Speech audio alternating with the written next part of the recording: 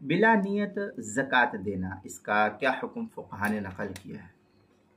چنانچہ جو رقم زکوٰۃ کی نیت کے بغیر صدقہ خیرات کر دی گئی ہو اور رقم جس کو دی اس نے خرچ بھی کر لی ہے، اب اس رقم کو زکوٰۃ میں شمار کرنا درست نہیں ہوگا اور زکوٰۃ بھی اس سے ادا نہیں ہوگی۔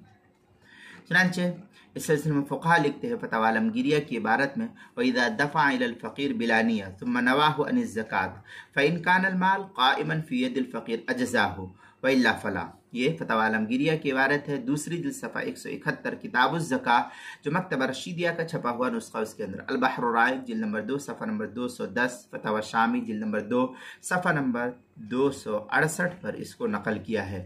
زکوٰۃ کے مسائل کا انسائکلوپیڈیا، اس کے حروف تہجی با، عنوان ہے بلا نیت زکوٰۃ دینا، صفحہ نمبر 83 پر اس کو نقل کیا گیا ہے۔